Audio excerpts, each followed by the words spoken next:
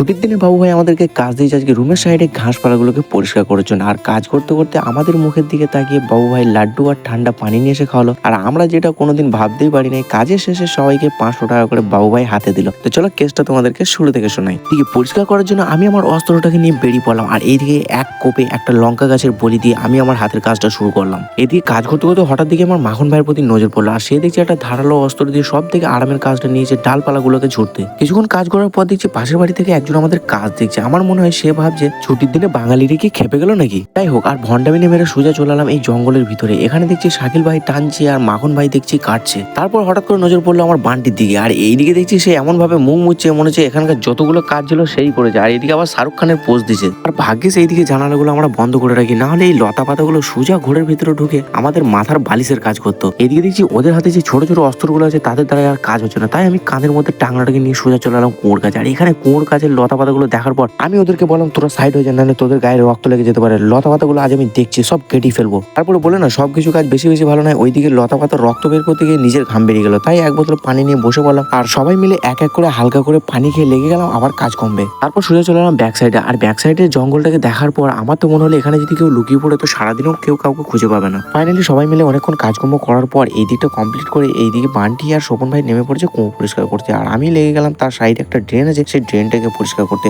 আর এইসব কাজ করার পর আমার মনে পড়ে গেল গ্রামে 100 দিনের কাজটাকে। তাই হোক, অতীতের কথা ভুলে গিয়ে বর্তমানে এসে সোজা চলে এলাম ব্যাক সাইডে। আর এখানে অল্প কিছু ঘাস ছিল সেটাকেও পরিষ্কার করে দেওয়ার পর শুকনো যে জিনিসগুলো ছিল সেইগুলোকে মাস্ত আগুন জ্বালিয়ে এখানকার কাজটা শেষ করলাম। তারপরে সামনে এসে দেখি বাকি যেই দর্শকগুলো ছিল তারা দেখছি রুমের সামনেটা বেশ ভালো করেই পরিষ্কার করছে। এদিকে সব কাজ শেষ করে দেওয়ার পর বাবু ভাই আমাদের জন্য লাড্ডু নিয়ে এসেছিল, আর আমি স্কুটির উপরে বসে মাস্ত লাড্ডুটাকে খাচ্ছিলাম। তারপরেই বাবু ভাই আমাকে ডাকলো আর আমার হাতে কিছু টাকা দিল, আর বললো তোরা যজন কাজ করেছিস সবাই 500 টাকা করে ভাগ করে নিগা। তাই সবারই প্রাপ্যটা সবারই হাতে তুলে দিলাম আর মুখ ভর্তি হাসি নিয়ে ব্লগটাকে শেষ করলাম। তো চলো দেখা হচ্ছে নেক্সট একটা ব্লগে।